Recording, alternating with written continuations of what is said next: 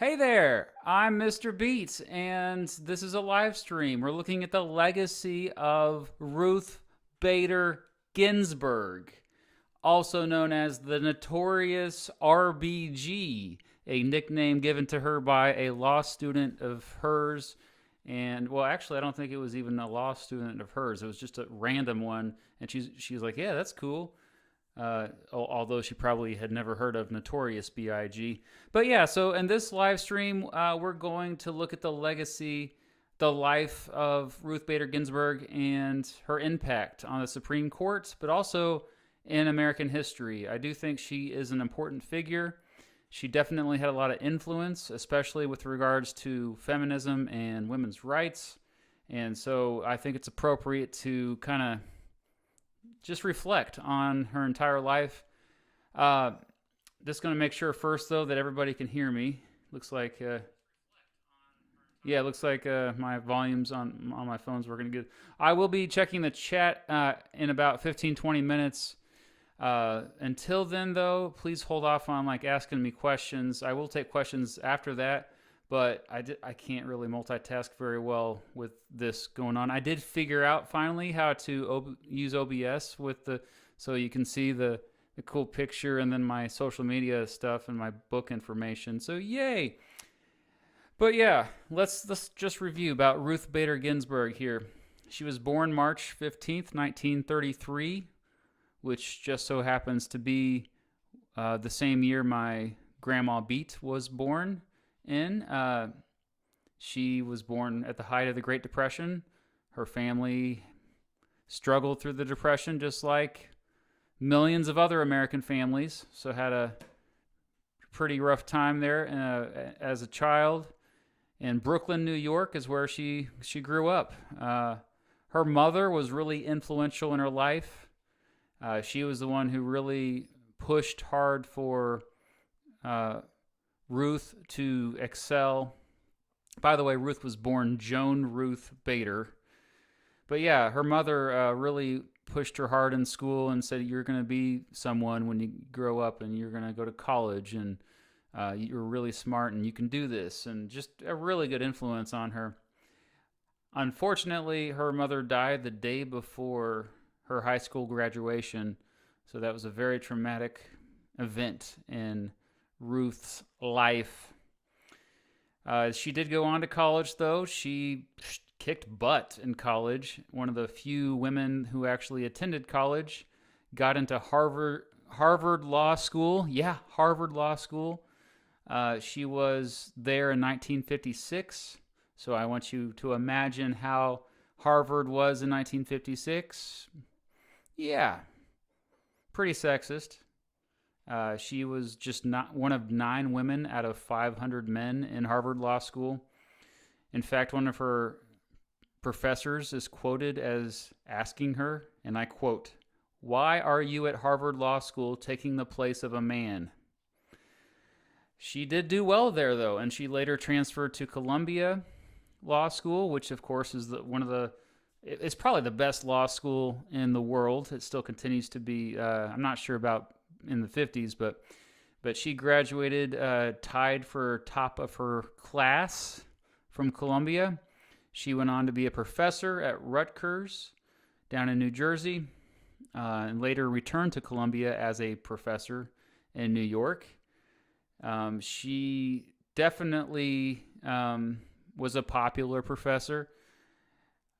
Later found out that she was paid less than her male counterparts. Her male colleagues that did the same job, same experience, actually got paid more than she did. So this was a big reason why a law like the Equal Pay Act was passed in the 60s. That was something that she definitely pushed for.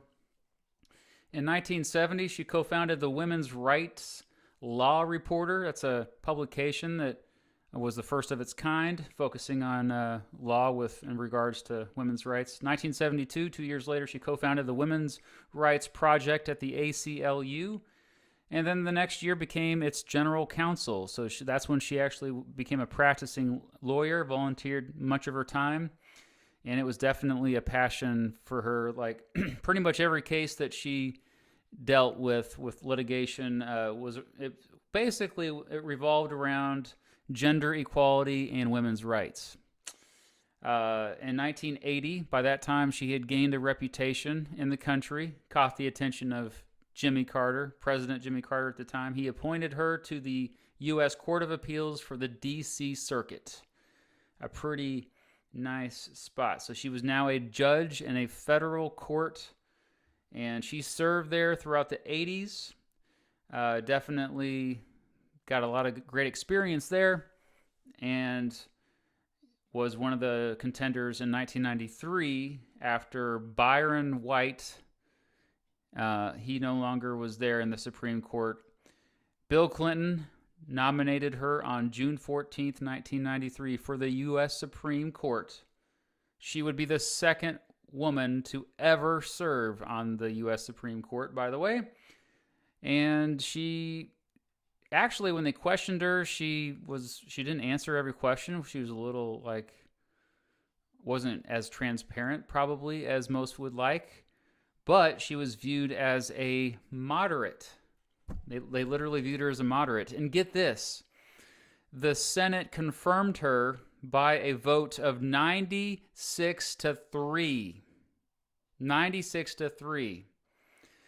The 1990s were a much more bipartisan time. A lot more Republicans and Democrats got along a lot better back then. She was the first Jewish justice on the court since Abe Fortas left the court in the 1960s. And again, the second woman, the first was still on the court. That was Sandra Day O'Connor. Her and O'Connor actually got along pretty well, got pretty close, since they were the only two women on the court. You know, they, despite ideologically being different, they tended to I don't know. They actually sided a lot on certain issues. But regardless, I was just going to go through a bunch of cases that she had a critical voice on, whether she was the author of the case or whether she just had a really strong, fiery dissent. So the older she got, or really I would argue the more the country kind of changed, she was viewed more and more as a left-leaning justice. I say that, but please keep in mind that the Supreme Court is, and really all of the judicial branch, is nonpartisan. A lot of them serve, for a big chunk of their life. They don't have to worry about getting elected at the federal level. They, a lot of times, are kind of immune to that bickering with political parties and everything. So they can really just, a lot of times, be more principled. And this is why a lot of times throughout the history of the Supreme Court, you see a lot of justices that kind of surprise people. Like, wait, they voted that way? I've seen this past year, in June, we saw that several times. Like Neil Gorsuch, he voted a certain way. People were so surprised by it. But yeah, I mean, you can't predict a lot of times how justices are going to vote because they don't have to worry about re-election, and they aren't, they don't care what the national mood is. And so, yeah, she sometimes agreed with conservatives, but conservative-leaning people of the American public. But most liberals, by the time she had been on the court for a while, tended to like her, and we'll see why here. So first of all, notable cases. The first notable case I brought up was U.S. v. Virginia. This was in 1996. This was a case that struck down the Virginia Military Institute's male-only admissions policy, and she was the author, actually, of the opinion on that one. And then another big case that she had a lot of influence was Ledbetter v. Goodyear in 2007. This dealt with pay discrimination. There was a woman named Ledbetter who sued to get better pay. She argued that she actually... the 14th Amendment was violated because she was not paid the same as her male counterparts. And, of course, RBG was on Ledbetter's side. But the court decided against Ledbetter due to the statute of limitations. And so Ginsburg wrote a fiery dissent that was actually so influential that later it probably was the reason why the movement started to get a new law. And yeah, a law did pass under the Obama administration called the Lilly Ledbetter Fair Pay Act, and it all goes back to RBG. RBG also had a big influence on a case called Safford Unified School District v. Reading. That was in 2009. The court ruled against the school, and what the school did was they stripped down a 13-year-old down to her underwear to search for drugs. The court actually was pretty united on that one against the school district for doing this, and a big reason why they were so united was because of Ginsburg's influence. Quote, she said, quote, "They have never been a 13-year-old girl." That was just that one line was actually something that really struck in the minds of the other justices. There was a case called Herring v. U.S., United States, in 2009. And this is where she kind of showed that she was a big fan of a strict interpretation of the Fourth Amendment, saying, the police really should have a hard time checking people's stuff, and they should be punished even for messing up with the evidence. And so she said that this was actually a big issue, and so that was kind of where she gained that reputation. And then Grutter v. Bollinger, I think is how you pronounce it. I always mispronounce Grutter. It might be, I think it's Grutter. That was in 2003. That was a big affirmative action case, follow-up to the Bakke case of the 70s. This upheld affirmative action, dealing with school admissions as well. But she, of course, had historically been for affirmative action. But in that case, she did say, hey, affirmative action is meant to be a temporary thing to kind of correct past wrongs. So I thought that was interesting. A big case that I think is very important and relevant these days is Shelby v. Holder. That was in 2013. I'm actually planning a Supreme Court Briefs episode on that here. Hopefully, maybe even before the election if I can get around to it. But that decision, some of you probably already know, it ended key provisions of the Voting Rights Act. The court decided that, some of this stuff is outdated, so we can throw it out because it's actually hurting certain states. But, of course, it was very controversial, and it still is to this day because there, state legislatures and state officials can get kind of sneaky with discrimination, and many argue that it still disproportionately targets people of color. There's a quote that I wanted to share with you. Obviously RBG was so upset with how the court handled this one. This is what she said on Shelby v. Holder. Quote, "Throwing out preclearance when it has worked and is continuing to work to stop discriminatory changes is like throwing away your umbrella in a rainstorm because you're not getting wet. You are not getting wet." Yeah, so in other words, she was saying, hey, just because you're not directly affected by these discriminatory practices doesn't mean they don't happen. So I think Shelby v. Holder is a case that everybody should be familiar with. Just Google it right now if you have never heard of it. But voter suppression is real. It still happens. People are sneaky with how they suppress the vote. Okay, so there are 4 other cases that I probably should bring up. Now, she wasn't necessarily influential in getting the certain decisions passed, but she was there and she had a pretty strong voice on them. The first one was D.C. v. Heller.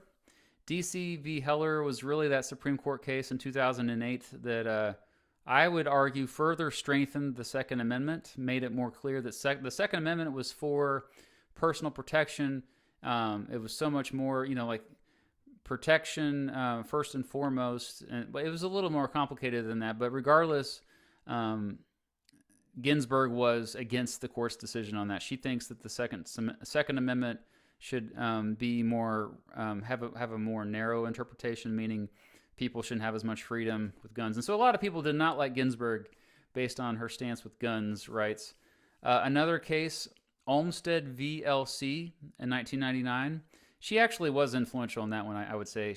That dealt with protecting people with disabilities because there wasn't a whole lot of legislation that explicitly protected them in certain cases, and so that was one where the Supreme Court said, no, no, no, this is how it is, and they made it more clear. And then, of course, two that you've probably heard of, most of you already know about. Citizens United v. FEC of 2010, still a very controversial Supreme Court case. She was against the court's majority decision on that one. That was the case that really made it made the arguments that corporations should have the same rights as people with regard to free speech and being able to influence elections, and with restrictions. Knowing Better actually has a really good video that went in deeper about that case. It goes much deeper and it shows a better, I think, nuance than my video did. But yeah, Citizens United, she was a big critic of how the court decided on that case. And then, of course, Obergefell v. Hodges, that was the same-sex marriage legalization case, and that was in 2015, believe it or not, 5 years ago. And, of course, she was with the majority voting in favor of same-sex marriage for that one.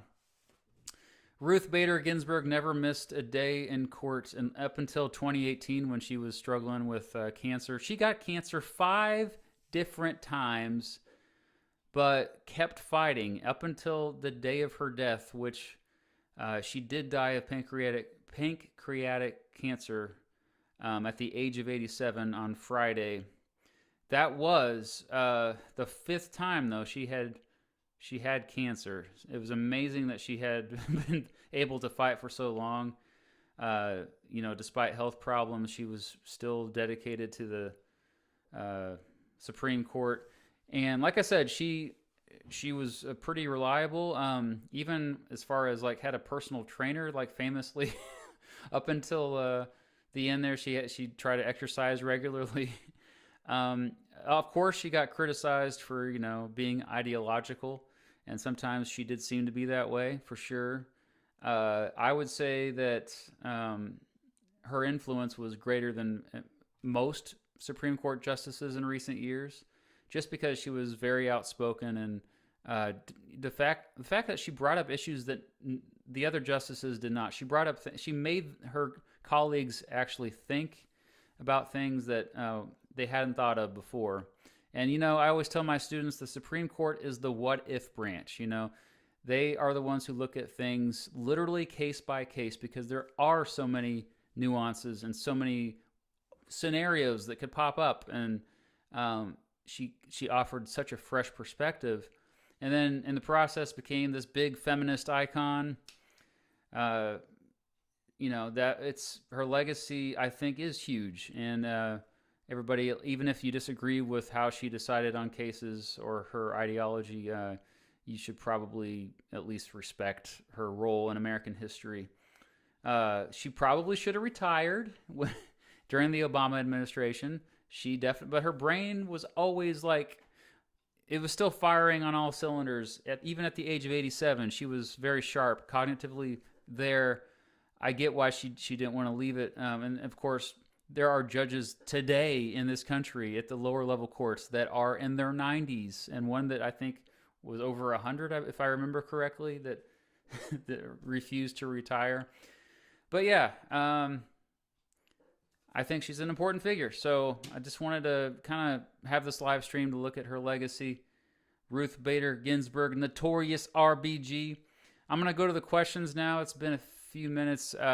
If you've already been asking questions, I'm sorry. I'm going to try to look at the super chats first. I think I saw a couple on there. So bear with me, and thank you for joining me tonight. Yeah. Okay. How do I do this? Live chat. I remember I always have trouble finding the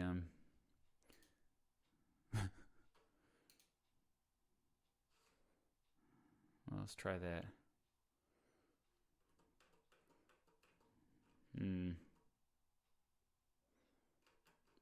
Yeah, there's definitely some Ruth Bader Ginsburg haters in the comments. I figured there would be. I mean, I think if you're showing that much hate for someone who just passed away, you might want to evaluate your own life a little bit. Like, where is this hate coming from? I mean, I disagree with judges and politicians, but I don't get all. Hey, alternate history, ho. Hey, what's up? Thanks for joining us.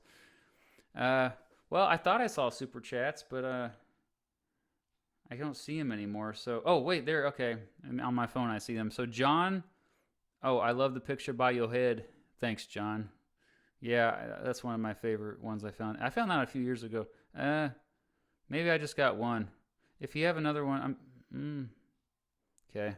Well, I'll start answering questions. Paul Dillon says Michelle Obama for the Supreme. Thanks for the super chats, guys. Appreciate that. All right.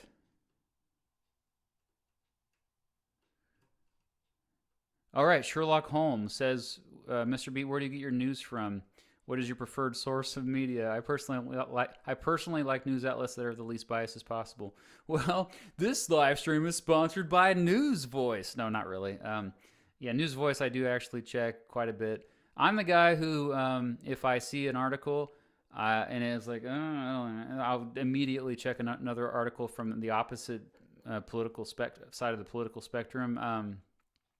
I am very skeptical of most news outlets because remember the whole point of most of these news media companies is to make money.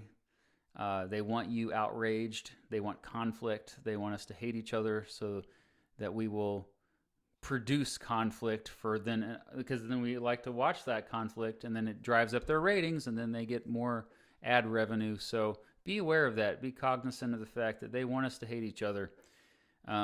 I tend to gravitate towards the most boring news sources, the ones that just literally give facts like AP or Reuters even NPR, obviously, they can't hide their bias against Trump a lot of times, but they're still very objective when it comes to most news stories.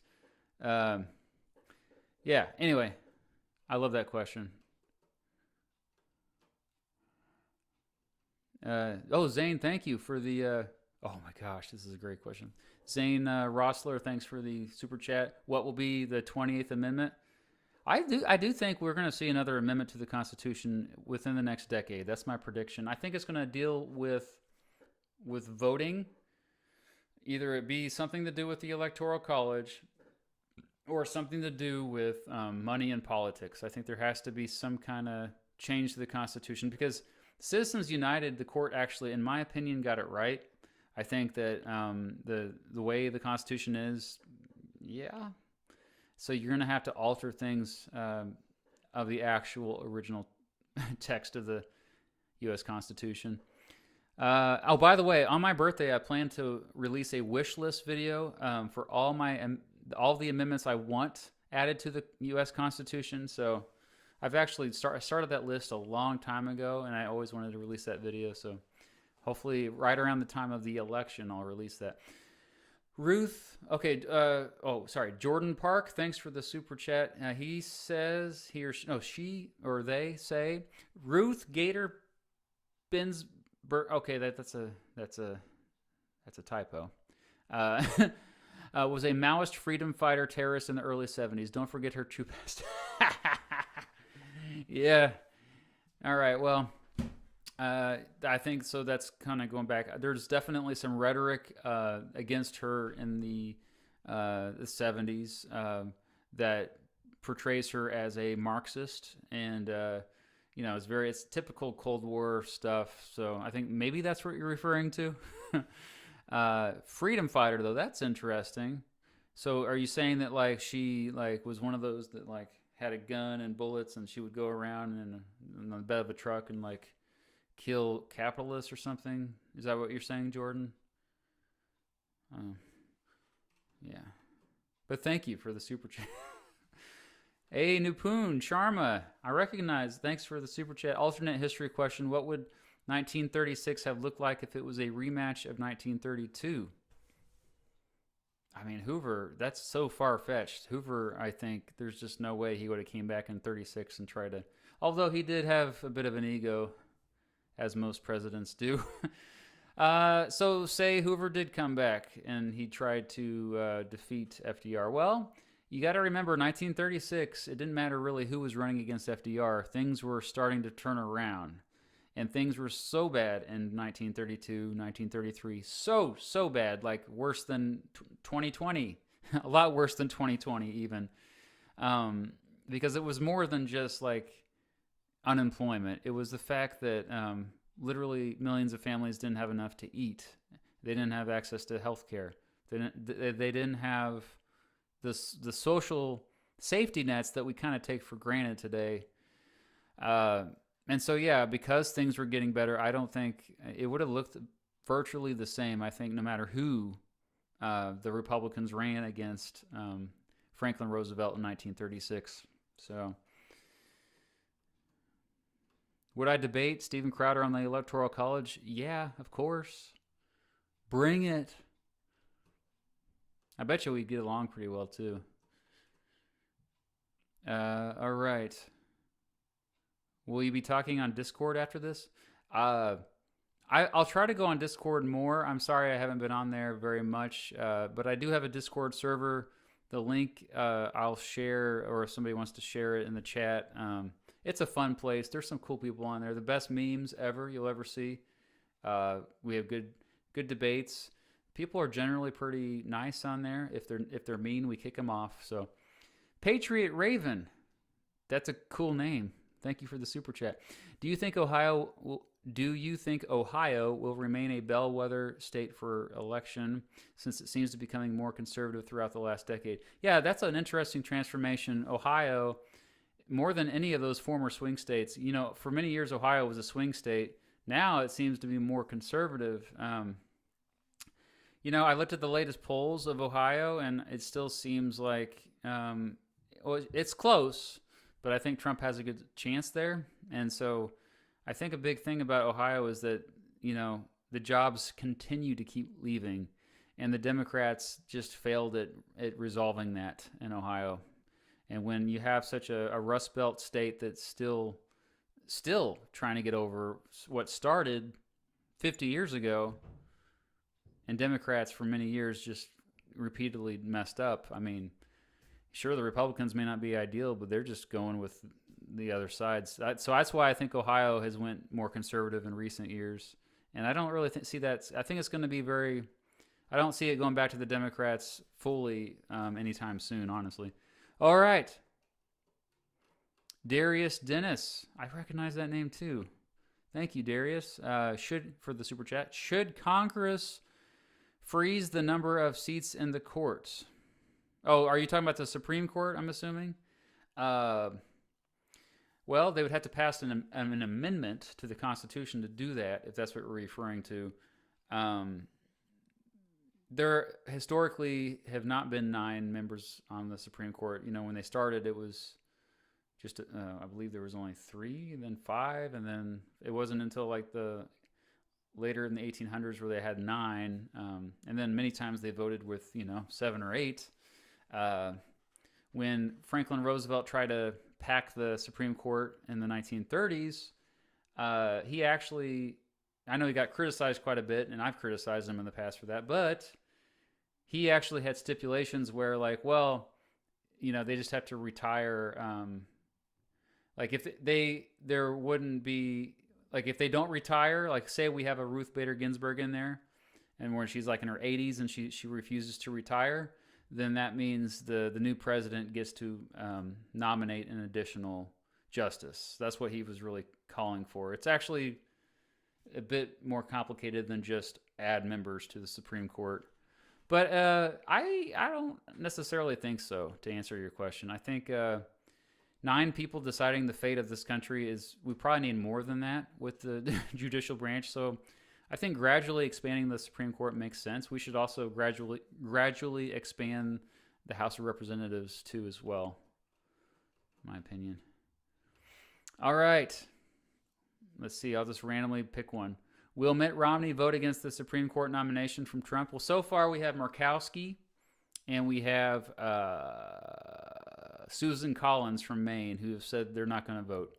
So that's 2 of them. So I could easily see Mitt Romney going that way just because he's been, really just Whatever Trump wants is what he's doing the opposite the past year, I've noticed.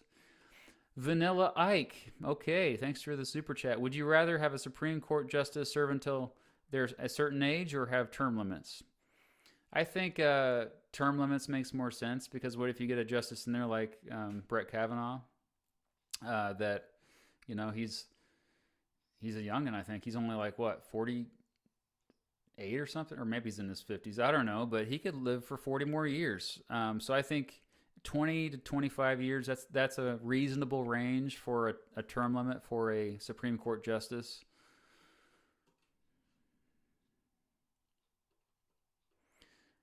All right, before I forget, I wanted to bring up that me and JJ McCullough are planning another collaboration dealing with the Supreme Court and really kind of looking at this whole idea of how partisan the Supreme Court has become and how that's actually a very recent phenomenon. So I'm excited. Let's look for that in a couple weeks. Why? No offense. Why do you refer to yourself in the third person so much?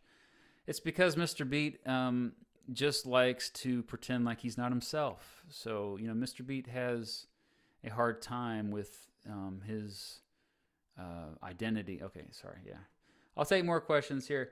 Can you compare Anderson, South Carolina, and two small towns in South Carolina? It's not likely. I'm sorry.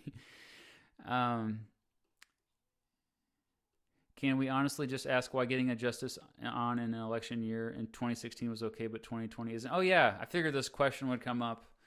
Don't want to spend too much time on it, but yeah, like literally half an hour after Ruth Bader Ginsburg died, Mitch McConnell goes on Twitter and basically says, yeah, we're going to go ahead and vote for a new justice to take her place.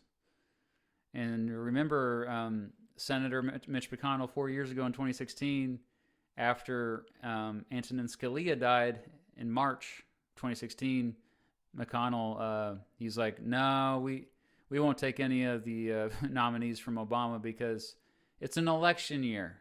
The election in November, even though it was only March. And everybody was pretty upset about that. In fact, Obama nominated Merrick Garland, who I would say is a moderate in many ways. But yeah, the Republicans argued, hey, no, it's not fair during, a lame duck year, which is fine, I guess, but the precedent was set. And so now we have, of course, does seem very hypocritical for the Republicans to say, oh, no, this time it's different. So now we can push through a nominee to the Supreme Court. So they have 6 weeks to do it, less than that. Typically, it takes over 2 months, the whole process from beginning to end, from nomination or nominee to the final vote and getting sworn in. They're going to try, but I bet you it's going to just further make Americans upset. So, oh yeah. So Paul Dillon, thanks for the super chat, asks, how will history remember Mitch McConnell? I asked this question on Twitter because I honestly, I am torn between either evil genius, kind of like in the style of, Kevin Spacey's character in House of Cards. What's his name? Frank Underwood. So he's either an evil genius, because he really is very smart when it comes to political maneuvering, or he might just have the legacy of somebody who was just more the most partisan senator, one of the most partisan senators in American history. That honestly, he may not be that remembered when it all comes down to it, but definitely somebody who is further ripping this country apart. I tend to be biased against politicians who they like it when the country is further divided. They're not seeking to heal or compromise. They're just like, I know I'm going to make people mad, but I'm going to make some people happy. So screw the people that I make mad. I'm not going to ever care about them. Yeah. All right. So,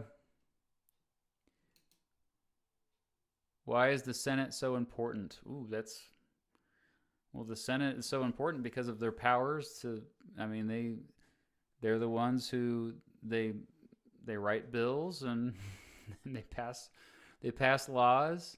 They approve federal positions, and in this case, they approve the Supreme Court justices.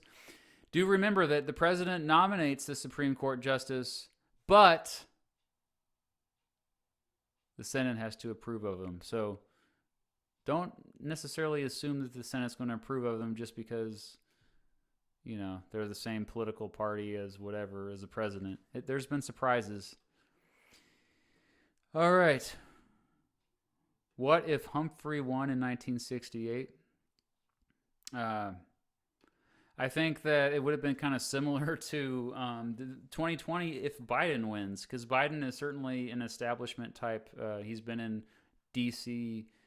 most of his life. I think Humphrey was definitely an establishment type he seemed like a nice guy, fairly moderate on things, but I think that he would have brought the troops home eventually, kind of like Nixon. So I think foreign policy would have been very similar.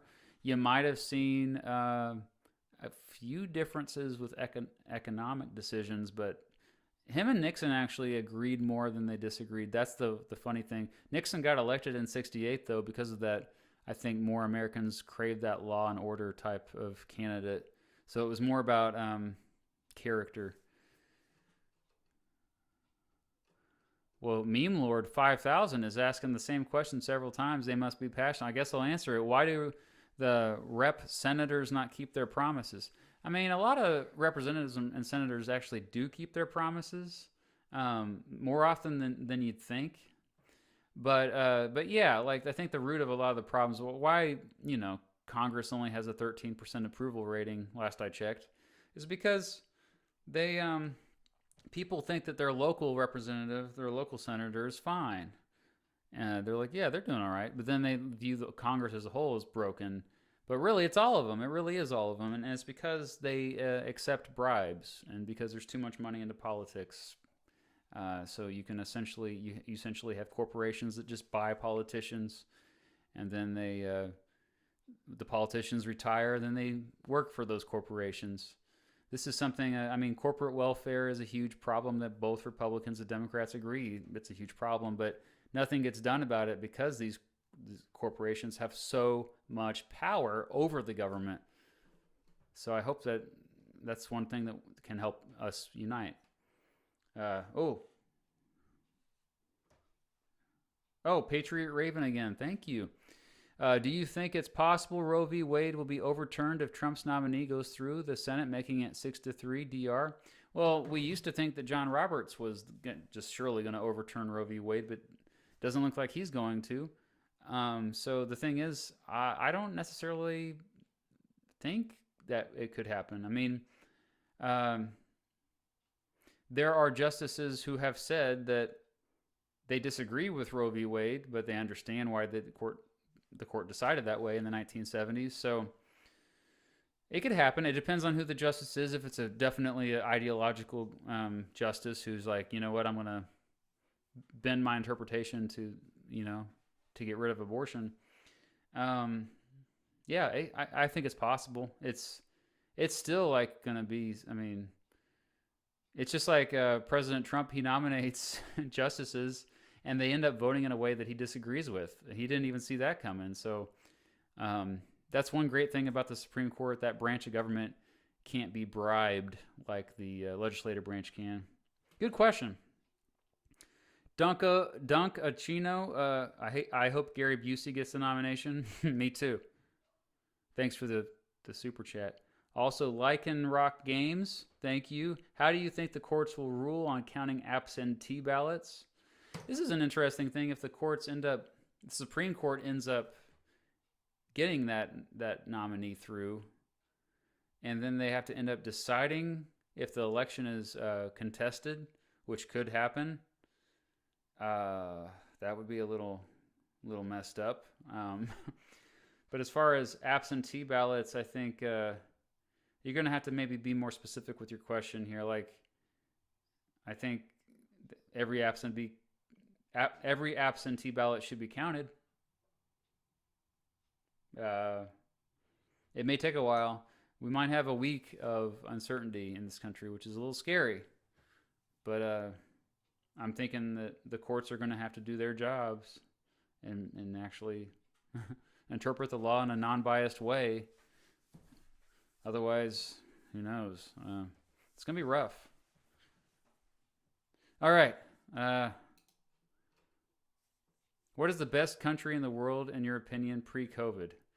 Well, he asked that question many times. That's Ness Danziger.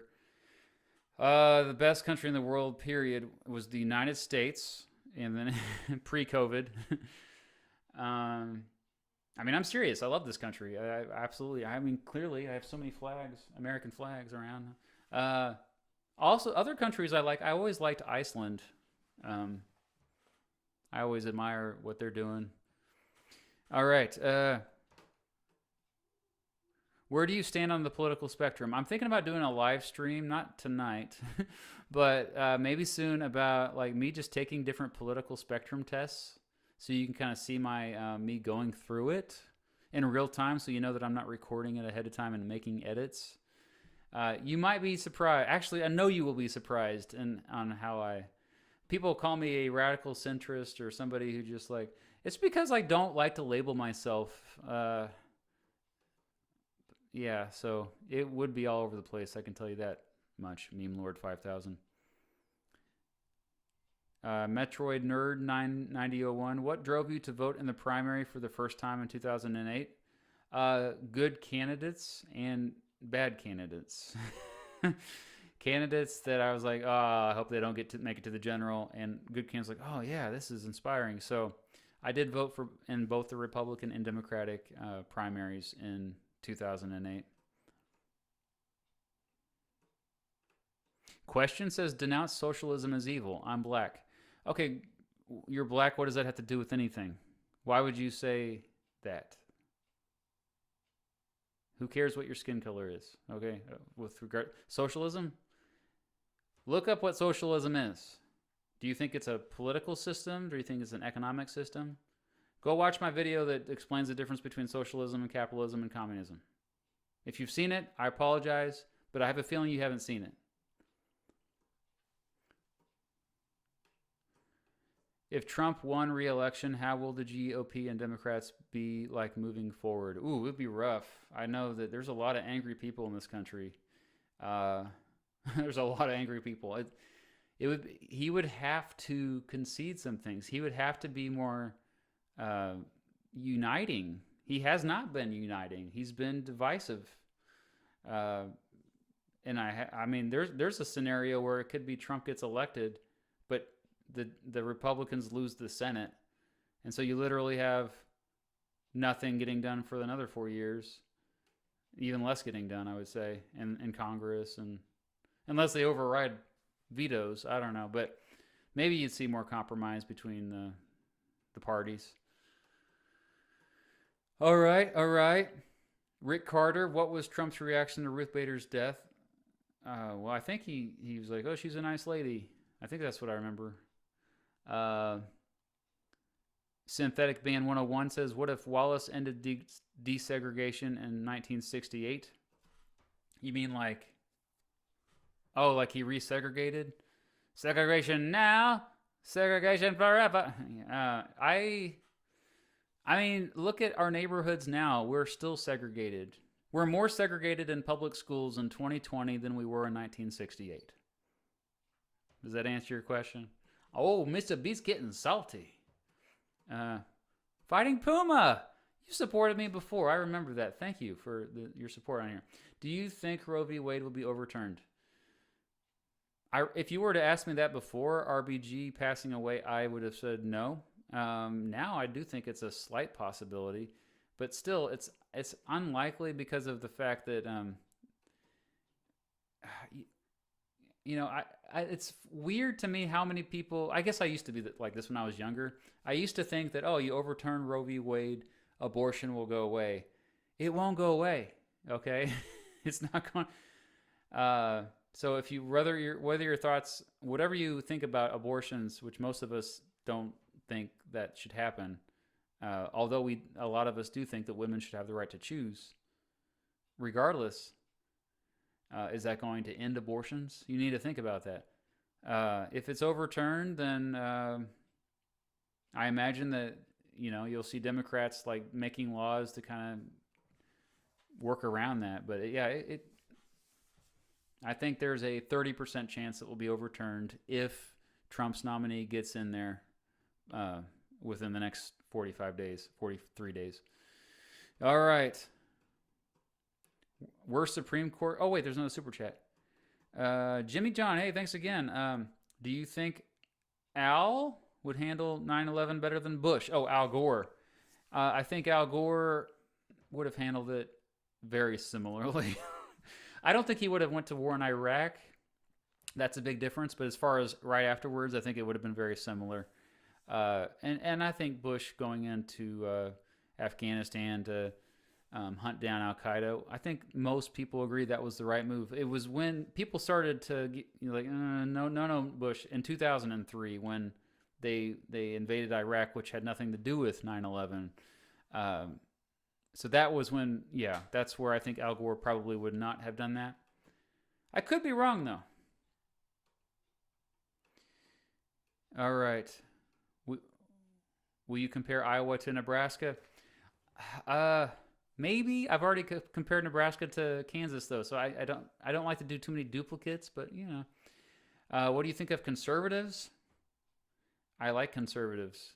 I like liberals. I like both. Are you going to lump everybody in a category and say that you hate or like them? Or that's a little crazy to me. With the recent package to Trump, do you think there'll be rice? I have no idea. Somebody tried to poison the president? I had no idea about that. Winfield Scott says, I would have been far superior to Franklin Pierce, right? You would have, Winfield. And I know that because almost every general that we've had that went on to be president was a good president. Zachary Taylor, maybe we didn't really get to know that, but I think he would have been great, Winfield. I mean, Franklin Pierce obviously was a pretty horrible president. The poor guy.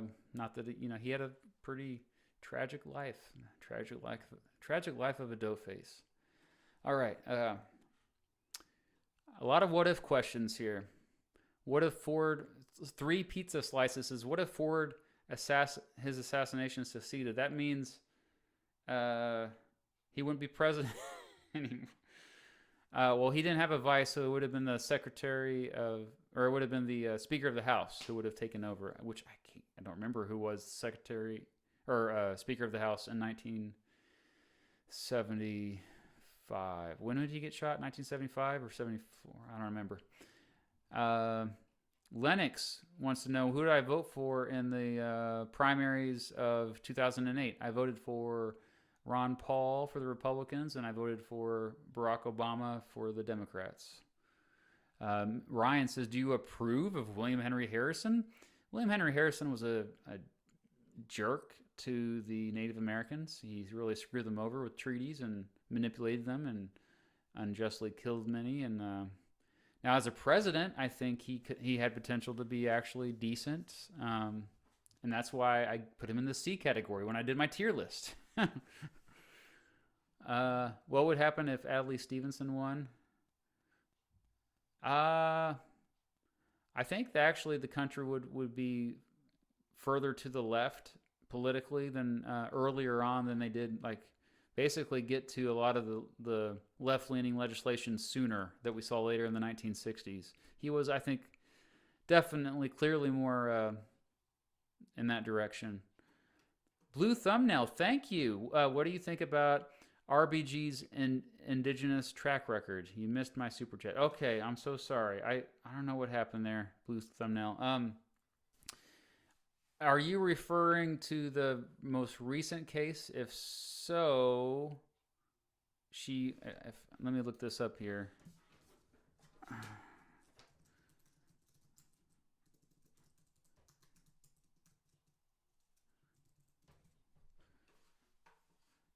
So I don't remember the name of the case, but it was it basically affirmed Native American sovereignty with their rights of their land in Oklahoma. I believe she was in the majority on that. Um, yeah, so that was a pretty good case. Other than that, I'm not aware of her positions on with Native American rights for Supreme Court cases. So I apologize. I probably let you down again there with my answer there, blue thumbnail. All right, we got some more what if questions. What if Reagan lost in 1980? I think Jimmy Carter would have had a better second term. His first term, or his only term, was pretty bad. Carter at least had integrity. He may have made some poor choices a couple times here and there, and was definitely a mediocre president. But I don't know. Reagan was what the country needed. I think that in 1980, that was definitely that was a big turning point for this country, and I think the right direction. I think, yeah, Reagan had some issues as well, but okay. Eric Greenman says current favorite and least favorite Supreme Court justice. I'll make it more well-rounded here. As far as the more conservative-leaning ones, I do like Neil Gorsuch. As far as the more left-leaning ones, I think Kagan is probably my favorite. So, least favorite. I don't know. I don't know if I have a least favorite. There's none of them that I'm just like, that was stupid. Maybe John Roberts is sometimes my least favorite, I guess, just because he doesn't seem consistent on certain issues. Okay, Patriot Ravenback. Yeah, hey, thank you. Thoughts on D.C. statehood happening within our lifetime? Sending love from Ohio. Yeah, Ohio represent. Cleveland, Detroit video. Hopefully you caught that one.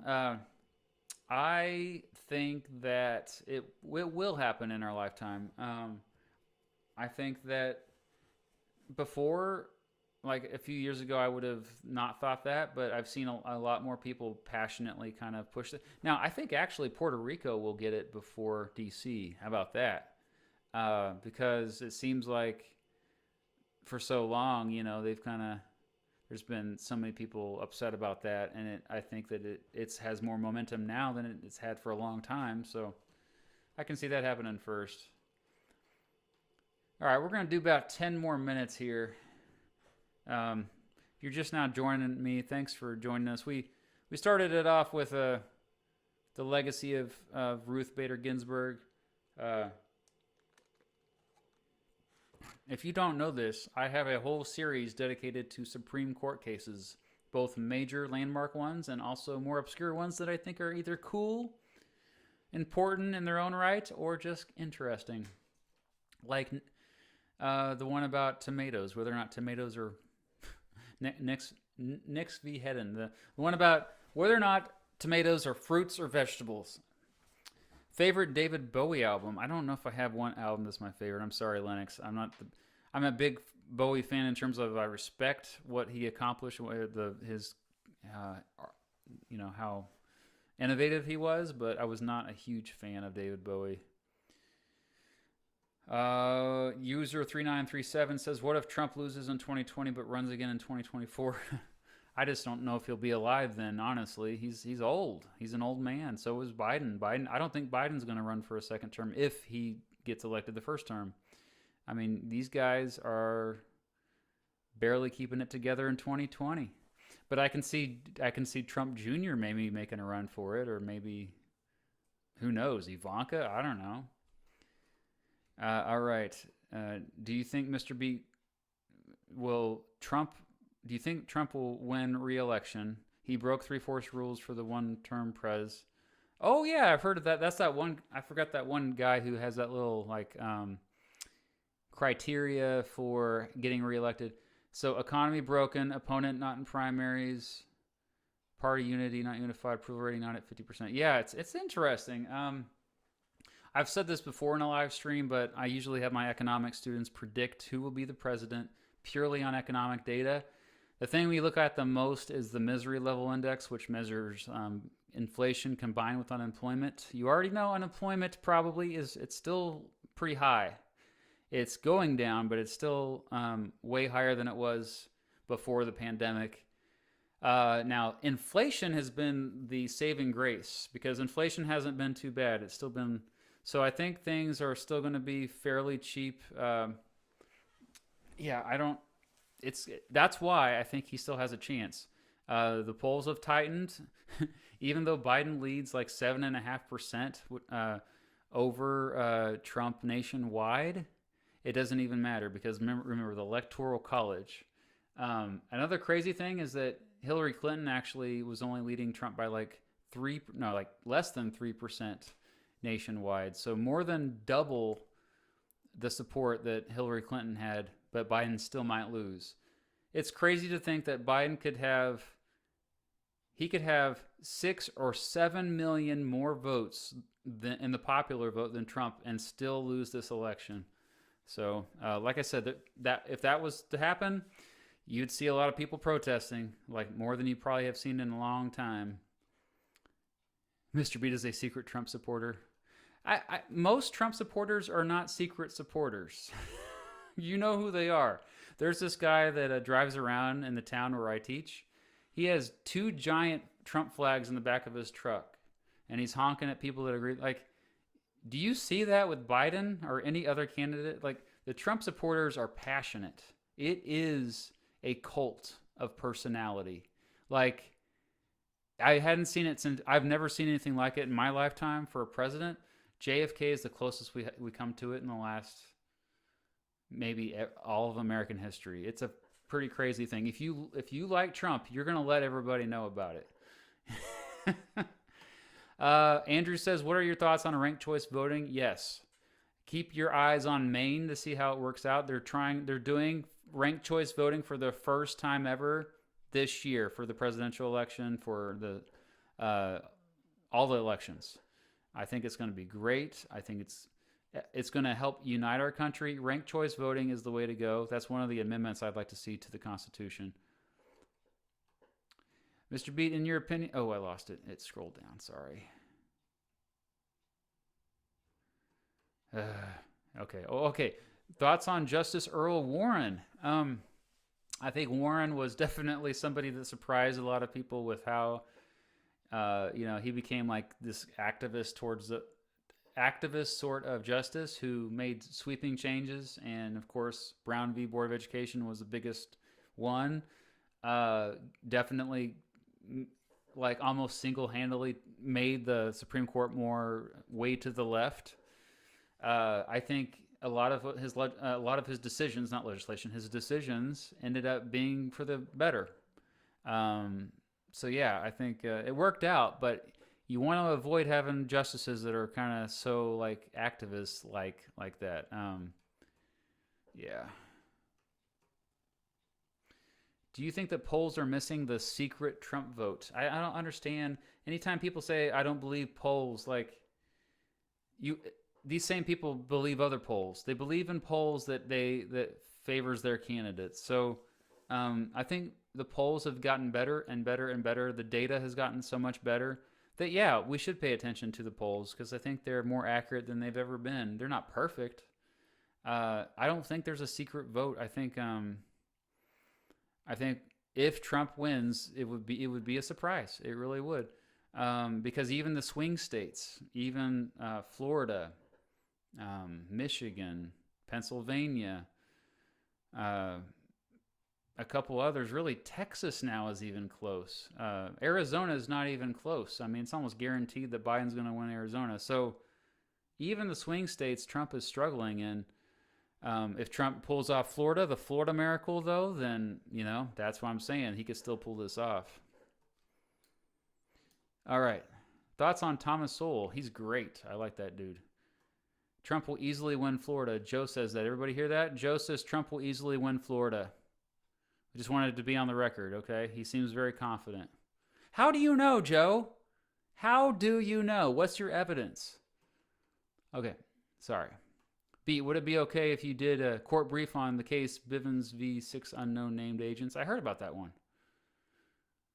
I'll look into that. All right. Vicious Yank says, hi, Mr. Beat. I reside in Cali and I'm a Republican. Yeah, so the Electoral College isn't good for you now, is it? How do you think California GOP can turn red or at least purple again? I think objectively speaking, we have had too long for one party rule. Yeah, I think it's going to have to. I mean, obviously, California has lots of issues, so you're going to have Republicans that concede on certain issues that are typically associated with left wing. I mean, Arnold Schwarzenegger was the type of Republican that, he obviously won. It wasn't just because of him being a celebrity. It's also the fact that he had moderate views. So you're going to have a GOP that reaches out to Democrats. That's not just continuing to like go further and further to the right. That's going to be the way to turn California purple. And I think it'll still be many years for that to happen. California used to be Republican. Demographics change a lot, though. Mr. B, will you drop a hint on what your next Supreme Court brief video will be? I do know. It's going to be Shelby County v. Holder. Shelby v. Holder. It's about voter suppression. So we'll do a couple more minutes. Southern California seismic data. Great name. Have you taken... Oh, dang it. I lost it. Let me see if I can find it. Oh, have you taken the political compass test? Oh, yeah. If you missed it earlier, I said I'm going to do a live stream where I take it. I've taken it before, at least a few times over the years, and it's always different each time. So I actually, it'd be kind of fun to do it live, and so you can see me not, messing with the edits or something to like. All right, Mr. B, do you rap?